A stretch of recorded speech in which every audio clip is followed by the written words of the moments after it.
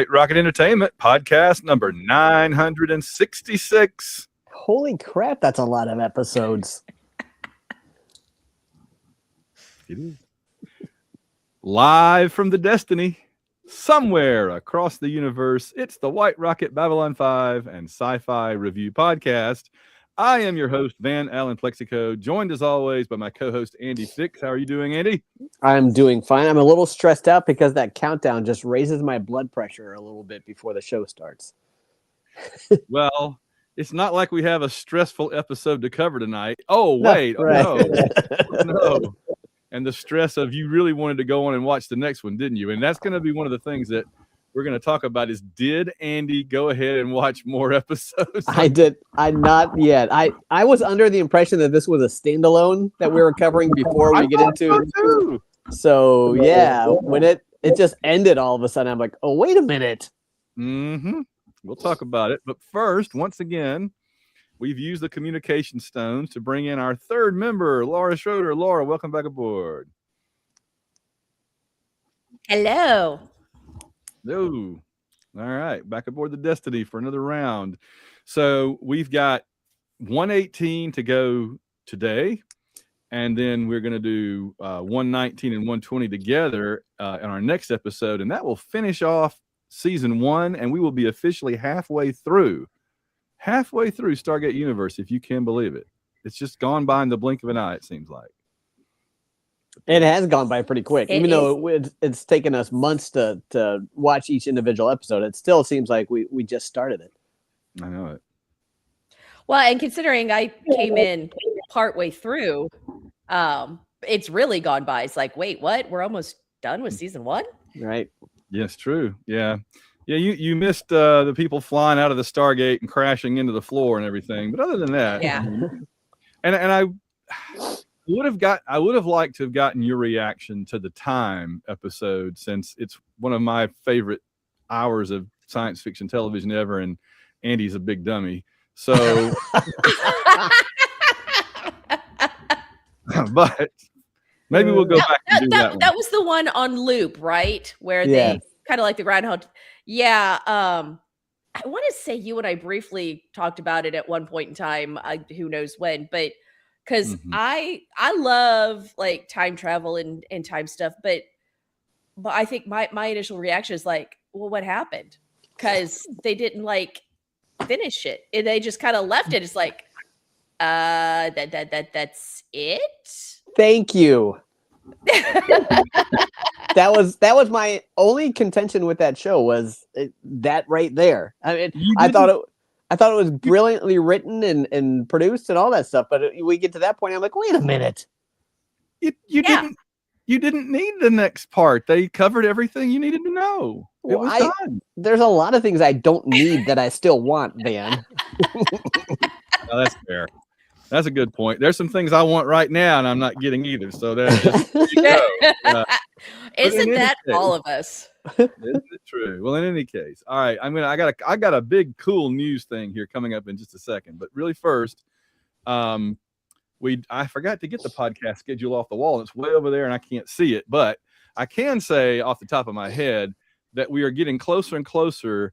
I think we're about to debut the first episode of the Space 1999 review that Jim Yelton and I did. I think the first episode of it comes up in probably a week or two, maybe. And then after that, we're going to be getting closer to the first episode of Battlestar Galactica. So we got a lot of fun stuff going here on the network and here on this particular channel that I think folks are going to really enjoy in 2026. I'm looking forward to it. Let's see if there's anything. Yeah, there's a new Stargate series. Joseph Malazzi was talking about it again on Twitter yesterday. This is cool. Malazzi's doing, he's one of the guys that's involved in it, and he's doing this huge like NCAA tournament of people for his spaceship. And so every week he's got a different position on the ship that's up for a vote. And like there was like ship's diplomat, and one of the entries was Inara from Firefly, and one was Jakar, one was Londo. Just all different people that fill that kind of a role. I think maybe like Deanna on Star Trek, The Next Generation, all the different people that kind of play that role. And he's having a contest to vote for them. And so like there was ship's android or robot. And I remember like Data was in it, and there was a few other famous robots that were in it. So anyway, that's pretty cool. If you're on Twitter and you like such things, check that out. Now, here's my big announcement. I got something to show off. I told you guys it was coming, and it arrived yesterday, just in time for this show. Ooh. I'm going to switch over the video for just a second so that folks can see it. And I guess I'm not. There we go. There you go. That's cool. First edition Destiny. Is that just is that a model kit that you put together, or is that a completed? Lord no. This is the ship. Yeah. This is the ship. That's cool. There it goes. Yeah. Beautiful. And so I have to decide now. I mean, it would be a nice mascot for our podcast, but on the other hand, let me get us back to there we go. But on the other hand, I paid like $60 for it, like limited run. And I saw them on eBay yesterday for $175. You can turn a quick profit. I could either turn a quick profit or I could keep it, and I have to decide how important it is to me. I would keep it. Because like I've got the Eagle like this. I got the little Space 1999 Eagle. It's really nice. It sits on a thing. It's got the feet. It can bounce. It's beautiful. Metal. It's heavy. Yeah, if I keep it, it's probably going to go on my bookcase with my Eagle and a couple of Gundam robots and Mazinga and Hawks and the Battlestar Galactica from 1978. There you go. By the way, my 1978 Battlestar Galactica, I built it 12 years ago. And it's starting to look like the Galactica from the new TV show after 7 seasons or whatever that show ran. Remember how it was falling apart, the spine was broken, all that? That's my Galactica. I've got to get rehabbed. Even the stand it's standing on for a decade broke. So it's currently just sitting on the landing bays on my bookcase, and the front section's kind of loose and the back section's kind of loose. So, wow. I hate cement model kits, but they're the only way to get some things, you know? Right. So I have to put some glue on it. Anyway, pretty cool, huh? Y'all like the Destiny? Yeah. Very cool. Very cool. I just would like to see it out of the box. Yeah. When you make the decision. Oh, you're not going to take it out and display it? If I decide to keep it. Okay. Then I'll take it out. That's what I meant. When you decide to keep it. And then if I do that, I'll probably bring it down here to show off out of the box, and then I'll drop it on this concrete floor, and that'll be that. No, don't cheat yourself. I just don't know do that. What's going to happen. So I've been around the sun enough times to know how these things go, you know, and that's kind of how it goes. So I'll be like, and then go, oh, plonk, plonk, plonk. And then the show will just go to a test pattern. All right. Well, gang, anyway, y'all have any news? Either one of you have any Stargate news or sci-fi news we need to touch on before we get into the 118? Well, I just want to know, where did we get all the Stargates in Italy? Yeah. Good. The Olympics. Oh, yeah. Opening ceremonies. I swear, I'm like, what? They're coming out of Stargates? That's true. That was crazy. That's awesome. First thing I thought. I'm sure there were people all over the world thinking that exact same thing, and I'm sure the people that actually did it were clueless. Right? Although there was probably one person in the Olympic like architecture design company that's like, nobody will know where I got this from. And we're like, oh, we know where you got it from. So. That's awesome. Anyway, I have just one thing. Today is the 33rd anniversary of the premiere of The Gathering. Wow. Okay. So the very, very beginning, 33 years ago. Yep, 1993. I remember it well. I do too. Blew my mind. Yeah, we talked about it very heavily back at the very beginning of this in 2021. I mean, I remember I remember thinking, I mean, I'll be the first to admit, as much as I'm not a huge Star Trek fan compared to some things, I remember thinking, why isn't this like Star Trek more? You know, which is stupid. But that's where our brains were in 1993. Right, absolutely. That's what knocked my socks off, was like, holy crap, this isn't like Star Trek. This is something completely different. So I was excited I thought it was just that was going to be it, because it was just a movie on syndication at midnight, you know, on a Saturday night. I never thought anything would come of it until I saw in TV Guide an ad for the series a year later. I had the I remember they hadn't added the leather asymmetrical panels yet to the uniforms. Right. So they were just wearing just sort of these military space uniforms. And I remember thinking, well, that's kind of cool. It's more generic. They're just military in space. I like that.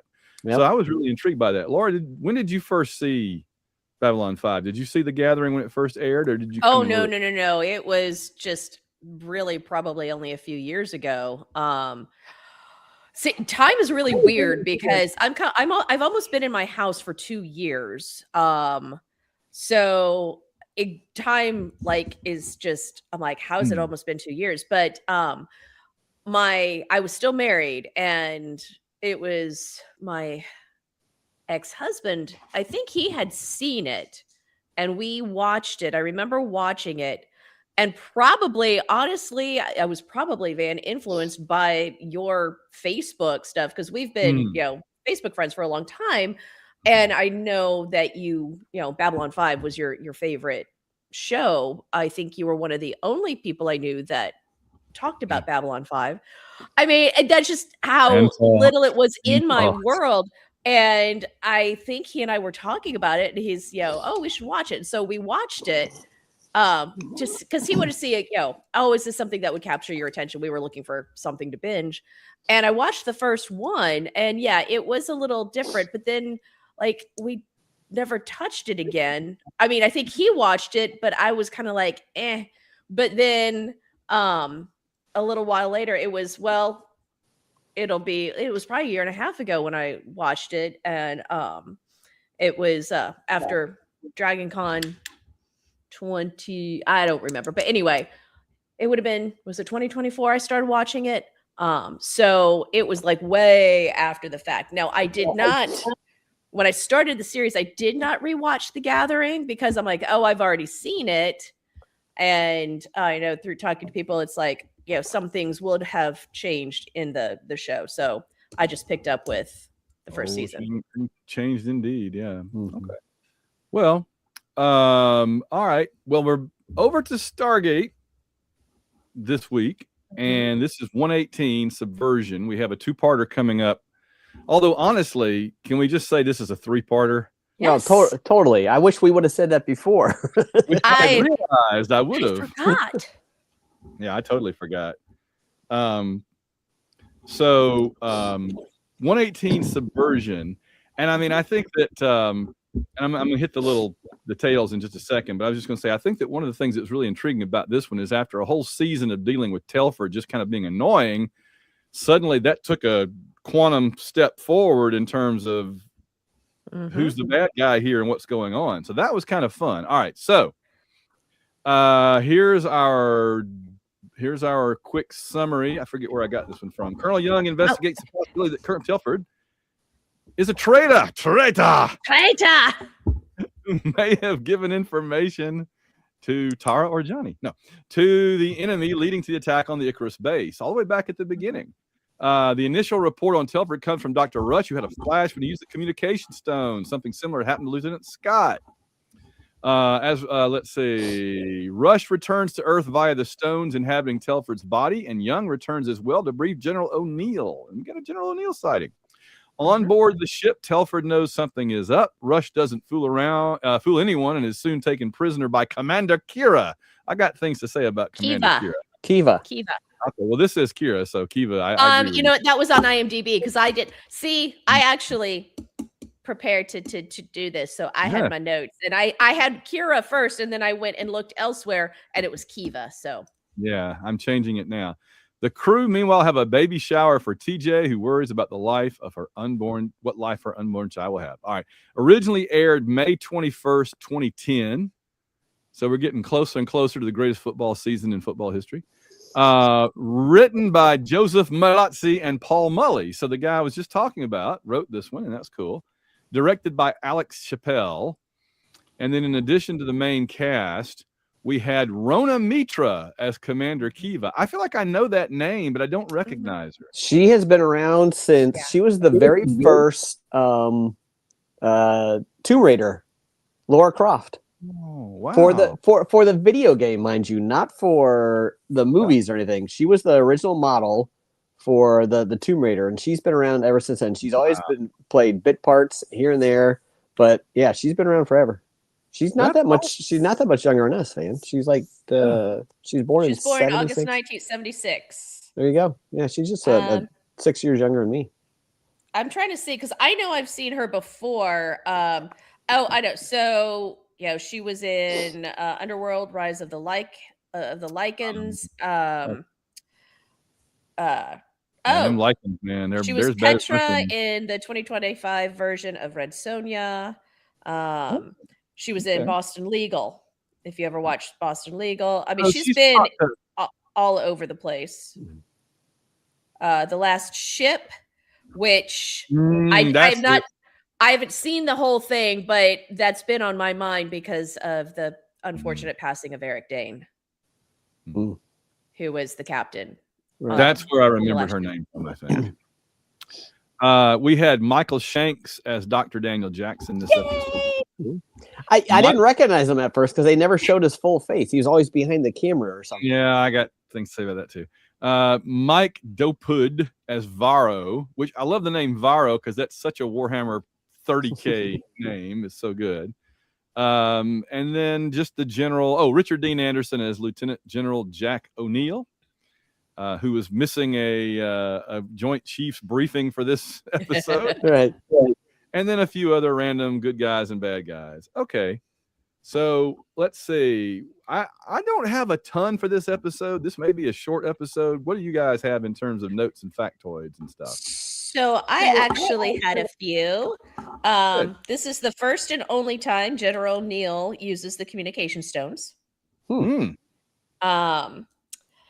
So the whole Lucian Alliance, harkening back to its original antagonistic role, and they are confirmed to be responsible for the attack on Icarus base. All right, I gotta pause. Who the hell are the Lucian Alliance? Thank you. When I watched this the first time, I had no idea, and I said, "Okay, this is one of those things I had to have watched SG1 to understand." I've now watched SG1 in Atlantis. I still don't know who the Lucian Alliance is. I want to say I remember them, but I can't tell you why I remember them. I think they were vaguely in SG1. Yeah, they were. It's part of SG1, but I don't exactly remember. Just like my impression is that they're like bad guys that use this Stargate and technology to like make themselves. They're almost like techno mages in a way. I was gonna say, I want to say it was tied to the whole thing about the infiltration and using gold technology on Earth and all of that. But this show has such a different tone that even though we saw them on SG1, they seem different here, I think, right? On SG1, they were just mustache twirling villains that did some stuff. Well, I think they go deeper into just exactly the whole, how they, the words, how deep and dark they are and, trying to achieve their goals and what they'll do to achieve their goals and stuff. I think it goes a little, because we've mentioned that this show in general is much darker than SG1. So I think this is, it's an SGU version of these bad guys. So they're going to be a little darker and morally corrupt. Which is why that the characters we saw on this episode from SG1, they never work for me. They always seem like they. Well, we're going to get to that too. Go ahead. Right.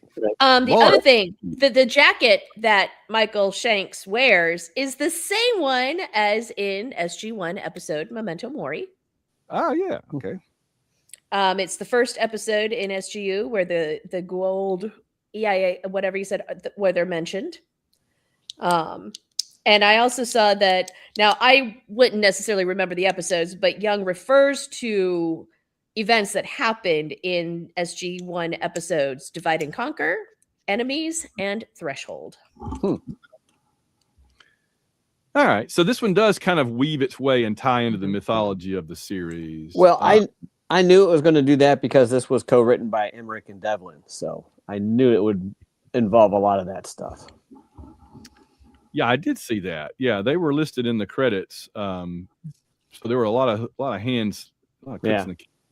I got a quote on it from Den of Geek I thought was interesting. They said, Stargate Universe does the Lucian Alliance justice and in fact makes them look better than they ever did on SG1, which again is why I think I didn't recognize them, because they're different. Right.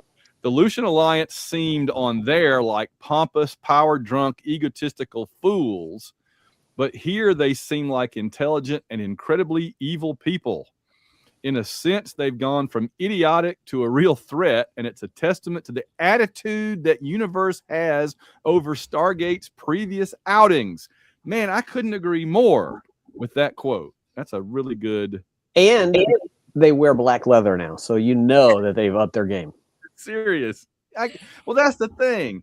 Is on the one hand, yeah, they're cool, but on the other hand, everybody on this show wears black.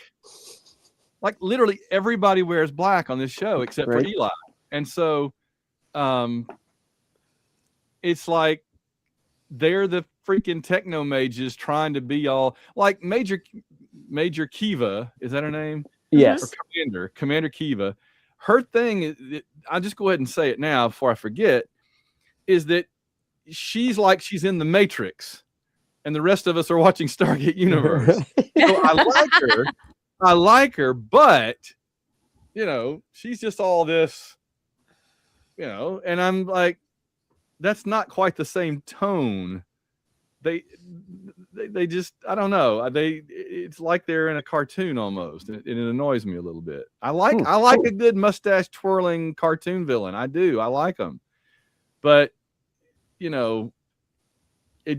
a little over the top is all I'm saying. I think that's what I'm looking for. It's just a little over the top for me. But I kind of liked them. I thought it was kind of interesting. It was a little bit more of a antagonist that wasn't like an alien, like really alien, like the aliens we have been getting, and it was tied back into continuity. They were on Earth and they had their their tendrils in the Earth Force, well, not Earth Force, but in the Stargate Command. I thought that was kind of interesting. So, and I thought they were well written. They weren't written like the typical bad guys from Babylon 5, like the down below thugs. I mean, these guys were well written and well acted. So I thought it was kind of neat. It was a neat twist, and it kind of upped the ante for the series. That's a pretty low bar you set there. I'll let you deal with that. No, they I agree. I mean, let's just be honest and say that a lot of the stuff from SG1 is kind of over the top. And that's why it's kind of a square peg, and this show is around a hole, and so they don't always. Right. It's not like Babylon 5 and Crusade where it just fits together. It's boing boing. It's not. It's not all. And we discussed the whys of that. This SG1 was written and created 10 years before, 15 years before this show was, and a lot happened. Like Battlestar Galactica reboot happened between that show and this show. So, yeah, it's very. For one very specific example, that is exactly right. Yeah, that's a huge influence. So it was a cliffhanger leading into the cliffhangers that leads into the cliffhanger. I'm like, if Andy wanted to scoot ahead, he'd have to watch 19 and 20, but then there's the season cliffhanger. So then you go to season 2, and at that point, it just becomes diminishing returns, right? At least we do get some new supporting characters and new villains here at the end, so that's kind of nice. It's going to be a little bit different of a show in season 2, and that's cool. And then I wanted to say the other thing I was going to point out, I felt like with, a lot of things about this series work on multiple levels. There's a lot of metaphor and there's a lot of things on multiple levels on this series. And one of them is that on the one hand, Colonel Young really does believe Telford is a traitor and is trying to smoke him out. But on the other hand, he's not disappointed about that. I mean, he literally says, I'm disappointed. He's not disappointed. No. He's like, Telford's a what? Hot damn. No doubt about it to me. So, well, he's slightly biased in his opinion. Well, did they knew each other before the beginning of the show, right? Did they? It felt like that they were friends at one point, or at least respected each other at one point. I thought so. Yeah. I had a thought that I was going to add, but I don't want to get into spoiling the episode until we actually start talking about it. Well, let's talk about it then. Go ahead. So, they knew each other. I mean, they obviously knew each other because of what comes out with this whole thing about the Lucian Alliance and the destruction of Icarus Base, and how Telford was undercover, and basically because they're towards the end, Young is showing him a picture of people that perished that, and talking about the one soldier that had her arm severed, and all he could do was watch her bleed out, and he's like, there are bloods on your hands, you did this, you killed them, and he's like, I couldn't blow my cover. So I think they had a working relationship. They knew who each other was. They Young obviously knew what Telford was doing up to that point, but then the whole thing with Young's wife and all of that has now colored his optics on Telford, and they are no longer cordial colleagues. No. That's the feeling I got too. Yeah, the whole with the wife thing too. I mean, that just threw a hand grenade into an already, because there's the political, there's the rivalry that Young does not want to be on the Destiny, and he is, and Telford wants to be on the Destiny. Yes, he is not. And then I always think about this show, and I think about all the cool things they could have done if they redid Space 1999, because you absolutely could have done a cool thing where the Russian commander that leaves Space 1999, leaves Moonbase Alpha, right, could have been in contact with Koenig, and it'd be the same dynamic, right? I would love to be out there confronting universe, and Koenig would be like, well, you're not. So this gives a whole new level of intrigue as to why Telford wanted to be on board the Destiny so bad. I thought it was just because he was power hungry and wanted to be, in command and all this stuff. But now it seems like he was there for more insidious reasons. Yes, it does kind of recast everything we know about season 1, right, in an interesting light.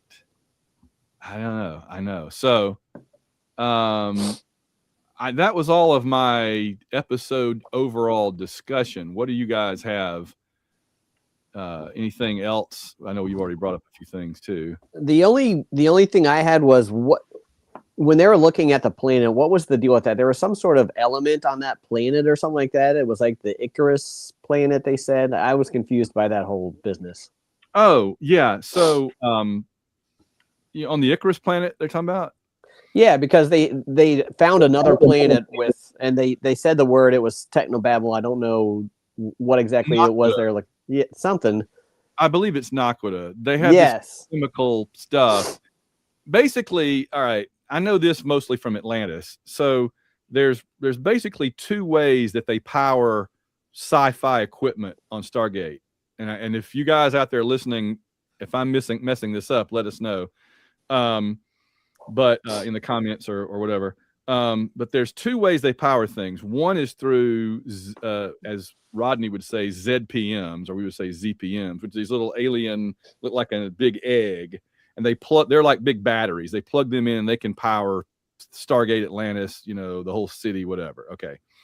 The other thing they can do is they have this stuff called Naquita that's like this power generator material, and they make Naquita generators out of it and stuff. And it's not like a ZPM, but it can be used to power some pretty powerful stuff, as I recall.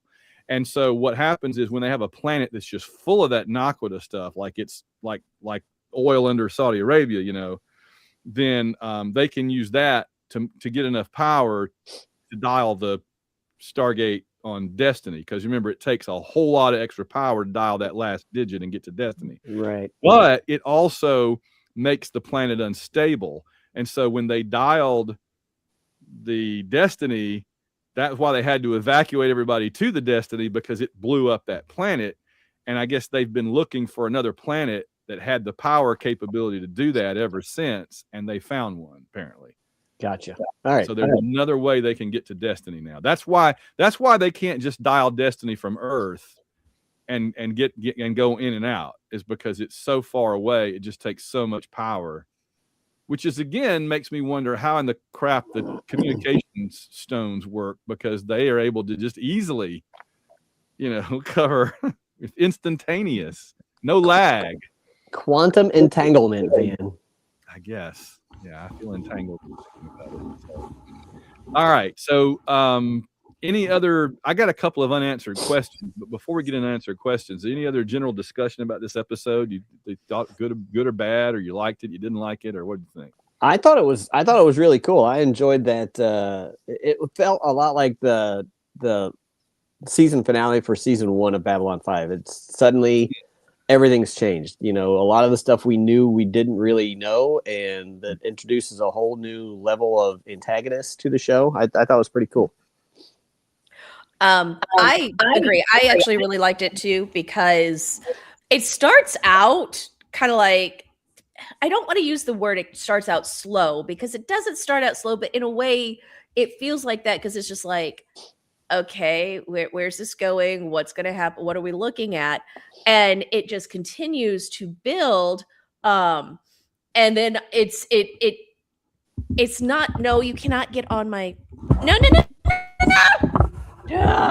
Sorry. She was gonna just. Our show continues to be sabotaged by cats. Cat technical difficulties. Sorry. The as everything builds and we see all the different little cogs working in this show, it builds. It's a slow burn of suspense and excitement. And because I said I remembered this episode, but I didn't remember it because of it ending on this cliffhanger, and I'm like, wait, what? So I did enjoy it because it's different than what we have experienced. It wasn't heavy in action, but yet there was this intense build up of things that were not realized in the end. There was a great, it's one of my favorite moments, but I want to mention it because you mentioned the very beginning, and I just thought this was funny. It's rare that Rush kind of gets this turned on him, but Rush comes in, I had a very interesting dream. Everybody thinks their dreams are interesting. Nobody else cares. I was like, yes. And then I was enjoying watching Young becoming interested, right? because Rush is like, well, let me explain it. And he starts talking and Young's ignoring him. He tells a little bit more and Young's ignoring him. He tells a bit more and Young's like, oh, wait, what? And then he's like, it was kind of Telford. And he's like, whoop, ding, ding, ding. All right, I'm paying attention to your dream now, Rush. Yes, please tell me more. So I like that Young has these multiple adversaries on this show. I mean, we've talked before about how Young is really a terrible commander for a sci-fi show. He's like possibly the worst one there's ever been, honestly. But I still love him to death because he tries so hard. He's just not good at this. and he just ends up with all these mortal enemies. One of them on Earth, and one of them wants to replace him, and one on the freaking ship with him. That's so. And I love how he's like, if they said something, I don't remember exactly how this played out. There's something to the effect of, if so and so goes wrong, Rush could be killed, and Young's like, yeah. Oh darn, that would be terrible. Don't know my history of attempted murder before on this man. I tried to kill him once. Okay, let's be. That Young had to have some sort of level of satisfaction when Greer went into that room and started beating the crap out of Telford, who happened to look like Rush. So Young was probably like, "Oh, this is perfect." 2-for-1 sale, absolutely, man. That's great. Oh man, and that Greer just hated that job too. Right? He's like, I could just imagine the conversation. Well, he looks like Rush, but he's actually Telford. Oh, screw it! I don't care who he is. I'm beating him up. I'm just not going to worry about the details. Young was like, "I appreciate your enthusiasm." He's always enthusiastic. All right, I have a couple of unanswered questions I'll throw out for you. One, is Telford sincerely evil, or has he been mind controlled? And can he redeem himself? So that question. They bring that up. That is another little thing about because it's. I noticed it was so subtle you almost missed it, but they talk about the brainwashing that the Lucian Alliance does and all of that. So yeah, it's like, is Telford really a traitor, or has he been actually compromised? Right. I think he's been brainwashed. That's just my gut feeling. I haven't seen any other episodes, so I don't know, but only because of the memory leak issue in the stones. That seems to indicate some sort of messing with his brain. Well, and they bring that up because, in one of the final interrogation scenes, he's saying the only person that this memory leak happens is with you. Right. Because it happened with Scott, and then it now happens with Rush. So it's like, why are you the only one that people get these flashes from? Right. Right. And it's only something that he feels guilty over. Oh, interesting. Yeah, that's good. Yeah, see, look at us being smart. The other unanswered question. They've been lucky that they did all this stuff using the communication stones. And this is one of the few episodes where the Destiny never drops out of FTL the entire episode, as far as I remember. Yep. It never started dialing a gate. It never dropped out, because when it drops out, it severs the connection for a second. Well, that'd have been awkward. That was exactly what I was thinking, is there were several moments for Telford and for Rush that it would have been very interesting if they'd switched over for just a second and realized and gotten a glimpse of what was going on, and then gone back, and they'd be like, wait, hold on a minute, So yeah, that was it. This may be the only episode of the entire series where they don't ever dial the gate. Actually, yeah. I hadn't thought about that. Yeah. So, any unanswered questions, Laura? I had one and I forgot to write it down because I'm like, I'm gonna remember. Actually,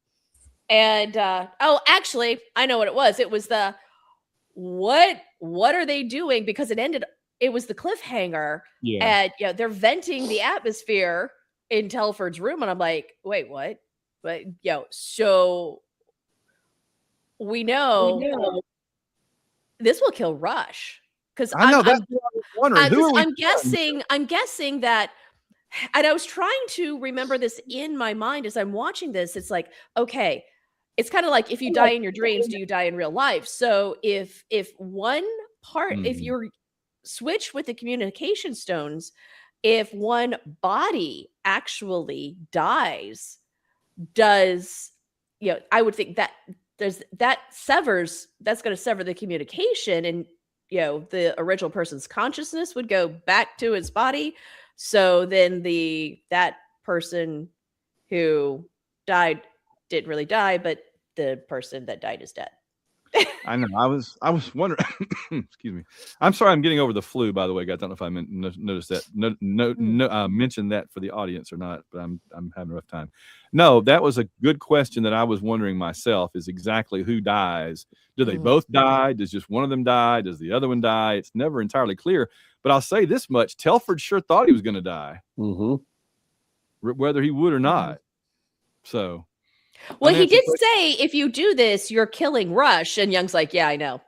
Yeah, I know. That's one more time to well there on that. I love it. Don't threaten me with a good time. Yeah, exactly. My question is, when I forget Ming-Na's character's name. Ray.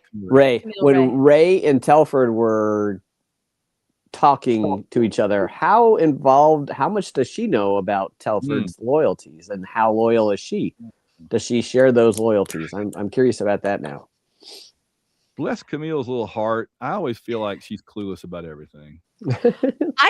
She was just talking to Telford because the normal person that was supposed to be switching, the one doctor, it was switched to Rush, and no one told her, and she can't get anybody to tell her. And I think she was running to the teacher to tell on everybody and complain about what they're not telling her and how they're acting, and civilians versus military. That could be. Yeah. That's what I took from it. I agree. She's very eager beaver busybody, and that character. And so she's like she's always like, what's going on? She's always like pulling. You need to let me know when you do this. I'm HR. I have to know these things. They really did hit on a brilliant idea that the HR lady is like one of the ultimate villains you could have on a show, even in space. Oh gosh. I love her to death. There's times that she's a great character, and there's times that she's just awful. And I mean, I think she gets more consistent in season 2 just because season 1, there are people probably writing scripts off of how they originally envisioned her and then off of how she kind of evolved. And so she's not consistent, or at least she doesn't seem consistent to us because we're shown different parts of her personality at different times because of different writers. So anyway, do we have any thoughts on the direction of the series as we near the end of season 1? Like I mentioned, I thought this was an interesting twist and an interesting new direction that they're taking the series. I found it very intriguing. I'm very interested to see where they go in season 2 with this. Good. All right. Yeah, I tend to agree with Andy because, up till now, we've had, as you have referred to the space aliens that have been the primary antagonist in this. And now here we have, but we don't understand them. We don't know why they're doing what they're doing and all that. And so now we have almost a more tangible antagonist. It's one that we've experienced before in SG1, but these are all people we can understand, and so it's like it's just adding another player into who wants to control the destiny and why. So I think it's just going to add some more intriguing layers into the story. Yep. Andy, what was your most intriguing or interesting character in this episode? I rather liked Kiva because she came across as not necessarily mustache twirling evil, because there were some things that, I mean, we've mentioned it before. Every good villain is a hero in their own story. So I found her intriguing. I want to see what her motivations are and what her organization's motivations are and stuff like that. I thought that was kind of cool. Okay, Laura? I put Rush in this because of his immediate volunteering to do covert ops with no training. I mean, yes, his logic made sense. It's like, well, I'm the one that, had the flashback. I, am the one to go in. But it's like, dude, you're a scientist. You are not trained in covert ops. You are not trained in resisting torture techniques, or all of this. And so the only person that would be even more inept at that job would be Eli. Because I mean, and no shade on Eli. We all adore Eli, but it's just like you're throwing someone, so it's like, what was his motivation? What does he gain out of this? Because every time we see Rush doing something, he has an ulterior motive. Mm-hmm. What is his ulterior motive in this case? There is none, because how does this benefit him? It doesn't. Right. So that's what I found interesting. Rush bases all of his decisions on basically on the destiny doing whatever it's doing, and him being able to keep figuring that out, right? Mm-hmm. And so he has to be thinking that this represents a threat to the destiny, or he wouldn't be fooling with it. You know what I mean? He has to, and it started with him thinking that about Telford. So they could have picked other characters to be the one to imagine Telford with the Lucian Alliance. It didn't have to necessarily be Rush, right? It just because he had used the stones. But so I think you're really onto something here, and I'm not quite sure where it's going. But I think you're right, though. I'm trying to figure out where is his hook? Where is Rush's hook? Does he perceive? Is he one step ahead, and is he thinking that the Lucian Alliance, because of Telford, is going to be able to come on board the ship, and that would interfere with what he's doing? I don't think he knew any of that before going in. When you see, once he's taken aboard the gold ship, I know. So I don't. He didn't expect to be captured, right? No. Well, so that none of that was in his mind at the time he made the decision to be the one to do this. But I might have to go back and rewatch stuff too, because the only reason it's like he went too young because of these flashes coming from Telford's mind. He's like, yeah, this is from Telford. It's like, and he knows the tension between Young and Telford. So why would he even go to Young with this information, unless it's because it could just jeopardize everything? He had no idea what it was. Yeah, that's true. Well, maybe we'll learn more in the next couple. That would be really we just have to keep in mind, what is Rush? What is his end game here? What is motivating him to do this? Because he's usually not going to volunteer for something like this. If let Lieutenant Scott do it or something. I don't know. So I had Telford as the most interesting character this episode, just because we don't really know what's going on with him, and because he made a rare appearance and got to do something. He's like the Lockley of Crusade of this show. He pops up like on 2 episodes or 3 episodes maybe. The difference is he's not listed in the main cast. Yeah, well, I know, but yet look at the graphic on the screen right now. There he is on the end with the cast. So who knows? So yeah, I mean, and it's Lou Diamond Phillips, which is such an odd casting choice to begin with, but I like him. It's interesting. So all right, Laura, was there anybody you wanted shoved out the airlock this week? The only one I came up with was Ray, just for being annoying. Me too. I love her to death. I don't want her shoved out the airlock, but if I had to pick somebody this week. Exactly. That's where I was. Andy? Telford. He's just such a smarmy jerk. I just want to I want to be the one to push the button to open that door. Do you want it to be Telford in Dr. Rush's body, or do you want it to just be Telford? Yes. That's a 2-for-1 sale. I love it. Oh my gosh. All right. Favorite moment, Laura?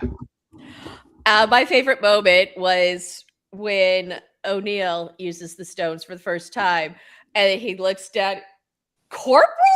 Because I laughed out loud at that. I forgot, like, so that, I mean, it's just a brief second, but I thought it was hysterical. Yeah.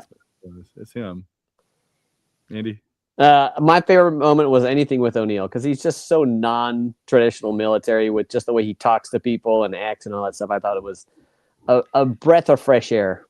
Well, this definitely showed O'Neill as the O'Neill we know from SG1, as opposed to his SGU colonel status and having, this.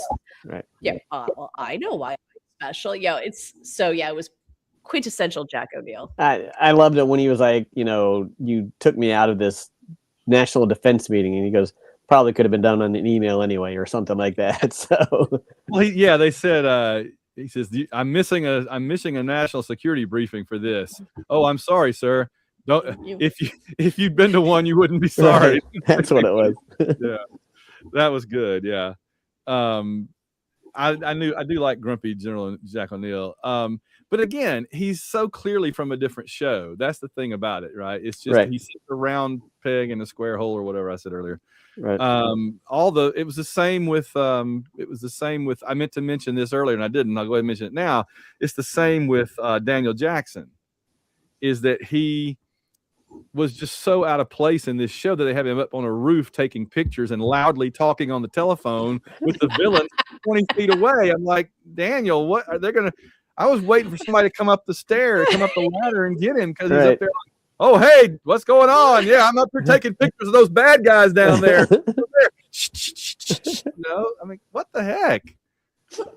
Oh, and why does he have to take pictures of them? I mean, don't they have pictures of those people already? He wanted to get pictures of Telford talking to them. Okay. Yeah. Just weird, but he was an odd choice to do that too, I thought. But okay. Well, they wanted him. They wanted that character in the episode. This was the episode that truly brought SG1 in, because of the fact that we're dealing with the Lucian Alliance, because of the fact that the gold was mentioned, and that's the first time that whole storyline or anything to do with it. No, Kitty, you cannot get up here. Was brought into this, so it just made sense that Daniel Jackson was also a part of it. Right. Yeah. So I did have General O'Neill a couple of times as my favorite moment, but even though I'm not a huge fan of Jack O'Neill, but also I liked when Camille Ray was talking to Colonel Young, and she's like, "Did you do so and so?" Yes. And did you have a reason for that? Yes. Whatever. Yes. Are you going to tell me? No. No. And he's just like, "You got to trust me, Camille." And she's like, "I don't want to trust you. I never trust you." He's like, "Yeah, well, you got to trust me this time." So, and of course she won't, which is the thing that drives me crazy about Camille, is that she can't ever just leave anything alone. She's the most busybody person. She's got to stick her nose in always and get involved, and just drives me crazy. So, all right, who won this episode, Andy? I said the Lucian Alliance won this one. Interesting. Yeah. Well, I mean, because the story didn't end, there wasn't any real clear winner or loser, but I thought their goals were advanced more than anybody else's. I mean, they still had, by the end of the episode, they still had Rush. They knew that Telford was compromised. They seemed to be a step ahead of everybody the entire episode. It's true. Who won the episode, Laura? I had put no one at the moment, because no one truly won at the moment. I didn't think about the Lucian Alliance winning, because they didn't plan to get Rush. They didn't plan on any of it. It just kind of fell into their lap, which could be a win. But, since we never know what Rush's motives are or what he's going to do, it's like, will he crack the whole thing to get the ninth gate dialed? So we don't even know. So it's like no one's really won anything at the moment.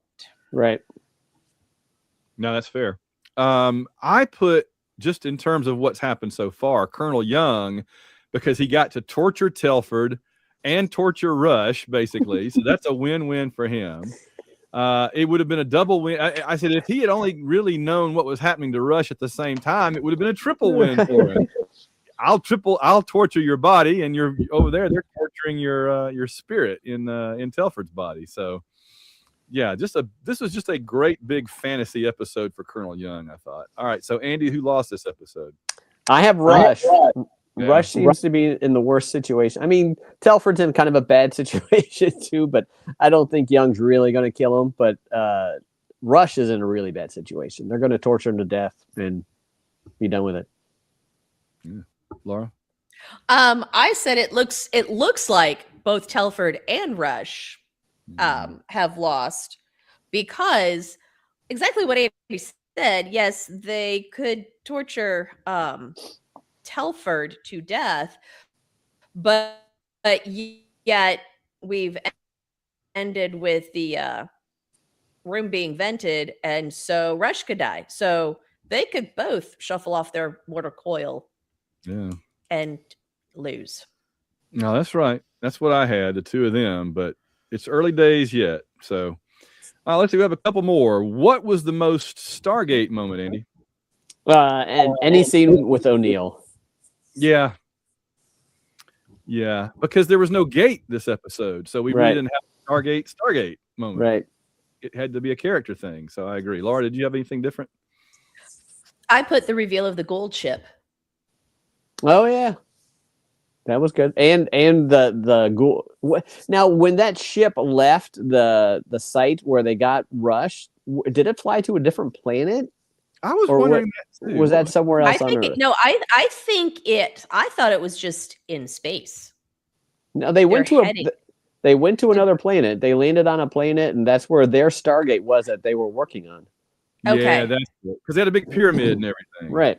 Oh, that's right. That's right. So yeah, they did go to a different planet. We just don't know where it was. Okay.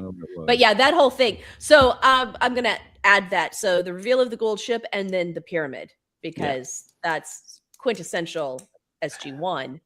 So that's one of the things that I don't like about the Stargate mythology, which is why I like Atlantis more than SG1 and SGU more than Atlantis, is because the further away from SG1 you get, the less of the Egyptian crap. And I just don't like the Egyptian crap. I just don't. I love all the Egyptian crap. I don't. I don't like it. So I get very, very little of it on SGU, and that makes me happy. So you didn't see the original movie till after you started watching SG Universe? No, okay. I saw the original movie when it came out, and I didn't like it. Oh, wow. I loved it. Okay. That explains some stuff. I thought it was fabulous. So I also noted Stargate moment. I like that Telford had to be convinced it was General O'Neill in the body of the big corporal guy, because that made sense that he's like, no, it really is him. And Telford was kind of like, well, if that's true, then let me just tell you this, General. I was, because I could see where Telford would think they were lying for sure. We've got, all right, let me tell the audience real quickly. We have our flex categories where you can do as many as you want or none, but I kind of like them. There's most interesting use of food, which on this show can be interesting. There's character who seem to think they were in a different show from everyone else. There's the story or character development that left you scratching your head. And there's, would this have been better with Garibaldi, Londo, or Jakar in it? So, Laura, did you use any or all of those, or any of those? I did. I very loosely used the character who thought they were on a different show, and I put Rush strictly because he was a scientist deciding to do covert ops. It's like, when did he become this like military covert operative here? Very interesting. Andy. I also did the character who thought they were on a different show for O'Neill, because he was, we've talked about it before. He is like, on his own show, he seems normal, right? Because everybody's a cartoon. It's typical 90s type stuff. But when he's on this show, he always comes across as goofy and out of place and very cartoony, because the show isn't that. So yeah, anytime he shows up, it just feels like he's on a different show, or he forgot to check the name on the studio he was walking into. Instead of SG1, he's walking into Universe. But yeah. Because you're so used to Young, being very militaristic when very just not militant, but just using proper ways of addressing subordinates and stuff like that. He's not. O'Neill comes across as just sloppy, which worked for SG-1, but because this show is much more realistic in their portrayal of the military, it doesn't come across as the same show when he's on there. I 100% agree. I actually have a rare 4 for 4. I used all of them, but I'll be quick. Most interesting use of food. I liked Young trying to get Telford drunk on their moonshine, so he would reveal stuff. I thought that was interesting. What was the deal with Rush when he was in the bad guy's place, eating the slop with his hands when he had a spoon right there? That seemed weird to me. So from what I guessed was, and you see this a lot in any situation where someone is being held, he's probably been deprived of food and water, and he's obviously had the crap beat out of him. And it was just, it goes primal. He's starving, so we're not going to be refined here. We're going to shovel this in as fast as we can, because it also, probably tastes terrible. Okay. Gotcha. Okay. I'm sorry to interrupt, Van. Go ahead. No, that makes sense. Yeah, character was in a different show from everybody else. I agree about O'Neill, obviously, but I said Kiva was a little arch and cartoony. I mentioned this at the beginning. I like her, but it seemed like she thought she was in like an MCU movie or something instead of Stargate universe. So that's fine. Maybe she'll settle down and be more realistic.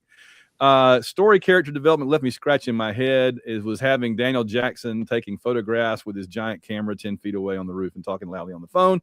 And then would this episode been better? I think this had a very Garibaldi mind control feel to it. So I could see Garibaldi wandering onto the screen in there. Yeah. I almost went to that also because of the whole mind control thing. Yeah. Needed Bester maybe. In fact. He would have fixed things up real fast. All right. We got to give a rating of 0 to 5. And then I'm going to see if Andy can guess the IMDb rating. So, Laura, what was your rating 0 to 5 for this one, including halves? I put this one at 4.5 because I really liked, I remember it. I remember the episode. I really like the episode as it unfolds and the build up to the cliffhanger. Sometimes you watch things and you're just like, this could have been said in an email. And this just, it was very subtle in its build, but then when it really started to build, to me, it left you, if I'd been watching this for the first time and it's like, okay, I have to go to bed as soon as this is over, and that cliffhanger came up, there's a good chance I would have stayed up to watch the next one. Andy, what do you think?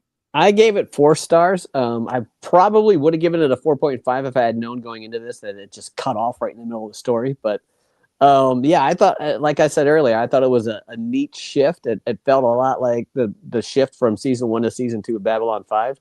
So I thought, and it being written by all the main players of the franchise, I thought it was going to be a big deal, and it was a pretty big deal. So 4.0 for me.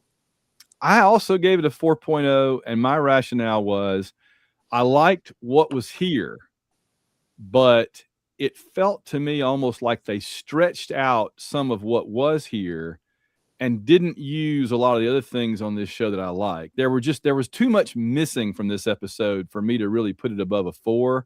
Like there was no Chloe, there was barely any Eli, there was no CJ, there was no James, the other 2 scientists were only in it for like a half a second as a gag where they're like standing there like, oh, we could go to your lab and do the blah blah, to try to. Well, now wait, one of them was the one that pushed the button to evacuate the atmosphere. Yeah, I thought that was kind of a big deal. And Chloe was briefly in it because she's the one that was comforting TJ when she's I forgot about that. You're right. How do I bring up this bad shit? And she's like, well, what is normal? So yes, it was a very brief but an extremely human interaction. Yeah, I forgot about the baby shower. So y'all are right. All right. So I give it a 4.01 for that then.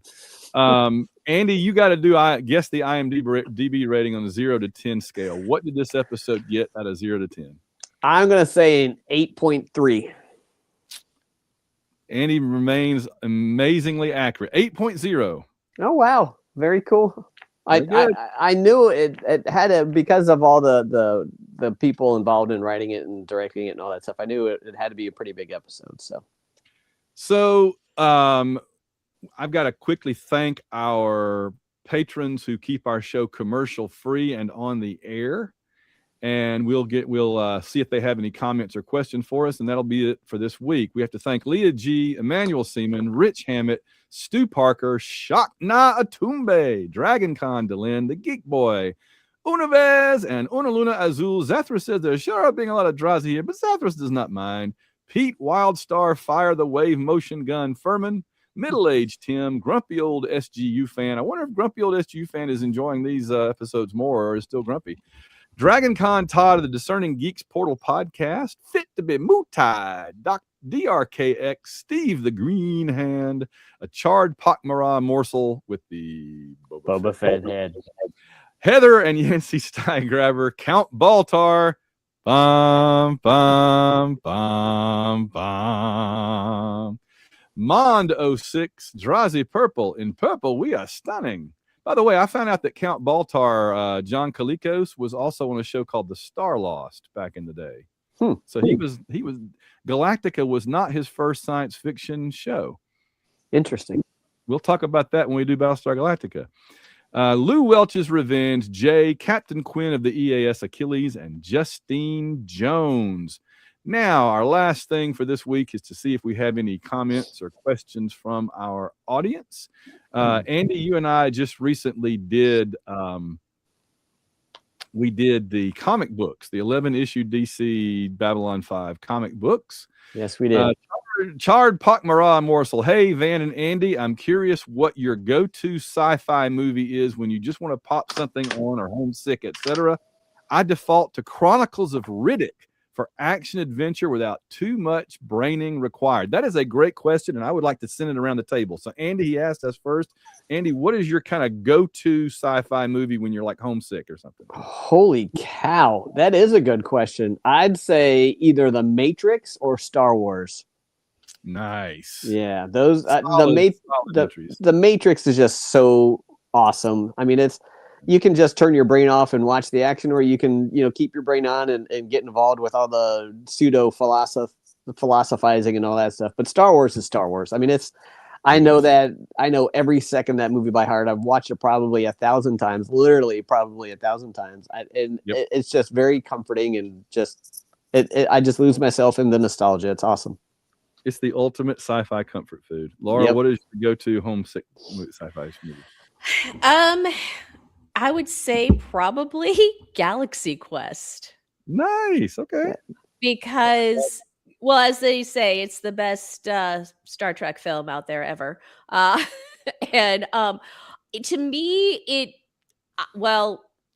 Alan Rickman is so dear to my heart, and I love watching him in anything. And I just think he was fabulous in this movie. And because it reminds me of my own, life and, Dragon Con and going to conventions and being such a fan of something. And then, the idea of it possibly being real. So Galaxy Quest is my go-to comfort sci-fi movie. Great movie. I want to tell Charred Pakmara morsel. Yeah, Chronicles of Riddick is a great choice. I love that movie so much because it's a great Warhammer 40,000 movie with the serial numbers filed off. I've just been sick with the flu, and I'm sick of the flu for the last 2 weeks. And I tell you, the one that I watched immediately was Pandorum. I don't like horror, but I like sci-fi horror to a certain degree. So I like the Alien franchise a lot, and I like Event Horizon a lot, which is another Warhammer movie. And Pandorum is really fun. It's the guys wake up on the colony ship out in the middle of the universe, and they got amnesia, and there's zombies running around, like fast zombies running around eating people and stuff, cannibals and all. It's a really fun horror sci-fi movie. But I was so sick, I watched a bunch, And I tell you that what I went to, and it gave me a nice afternoon when I was feeling bad, was Dune 1 and 2. I watched the 2 new Dune movies back to back, like one 5.5 hour long, thing. And in the theater, I didn't love either one of them a lot. I thought they were okay. But just sitting down and watching those 2 back to back on video, I really enjoyed seeing the Dune story play out. I still feel like Villeneuve didn't fully explore the big climax ending as well as Lynch did, and as well as the Sci-Fi Channel did, honestly. Mm-hmm. The whole big battle at the end, the Battle of Arakeen, and then the knife fight at the end and all, and the showing up the Emperor. I needed more showing up the Emperor, honestly. I just didn't feel like there was enough showing up the Emperor at the end of Villeneuve's version. I thought that the Mel Ferrer version and the David Lynch version, they really rubbed it in the Emperor's face really nice, but they just kind of fast forward through that, I think, in the Christopher Walken. Right. And we can go over this in a separate podcast, but yeah, that was one of the main themes of the novel, was the changing of the guard, where the Emperor is no longer the main thing. So yeah, and the movie just kind of glossed over that a little bit. I agree. Your mention about zombies and eating people, that actually immediately reminded me of my other go-to comfort sci-fi movie, Serenity. Oh yeah. Oh, such a great one. Yeah. I feel like I have to watch the entire series over again, though. Yeah, I'm with you on that. That's usually how it happens, but I have been known to watch it on occasion. Pop it in. All right. By itself. Let's see. A couple more comments are both from Steve the Green Hand. Steve says, I finally got the whole weekend off, including President's Day, to sit down and watch this because I couldn't driving all week. I think that means our review of the comics. Mm-hmm. I do pest control, so I need my GPS, and you can't use both apps at the same time. But really excited for this one. Like I said, or good or bad, I'm just glad we have it. And then he said, thank you for telling me that Blackgate still exists, the magazine. And I'm pumped that you have a section or article to write different stories. I'll definitely be sure to find that online. Yeah, I mentioned last week that I'm doing a bi-weekly column for Blackgate magazine, where I'll be reviewing classic sword and sorcery and fantasy related movies. And my first two installments are up. I reviewed The Sword and the Sorcerer, and then I reviewed Dragon Slayer, and I've turned in several more. So the next one up could be Excalibur, it could be Kingdom of Heaven, and it could be, there's another one I did. 13th Warrior. So I've done several of my favorites right out of the gate. And then I'm going to be doing the 2011 Conan movie and the Solomon Kane movie probably coming up soon too. And I got to do the original Conan movies also. So, all right. Any final thoughts from you guys before we wrap up for this week? The only thing I got to say is that I'm really curious to see where the next 2 episodes go and where the whole next season goes. How deeply I'm curious to see if this is wrapped up in the next 2 episodes, or if this is a paradigm shift for this series. Amen to that. Yeah, I'm with Andy on that. It's like, yeah, where's this going to go?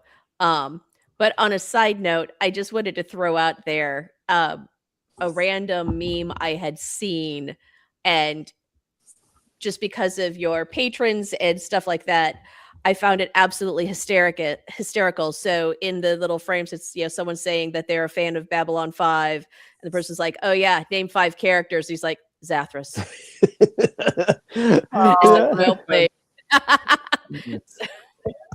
I'm also glad that this episode we debuted a new feline antagonist. We did. Bella. Bella. Bella, the character of I want to disconnect your computer. Right. You weren't around for the Babylon 5 episodes where my feline antagonist did that. Oh yes, it was quite the adventure every time. All right, gang, we're going to get on out of here, and we will be back in a couple of weeks, I guess, thereabouts, to take on 119 and 120 and round out season 1. We will see you guys down the road, everybody. Yay! Good to see you guys. Good to see you.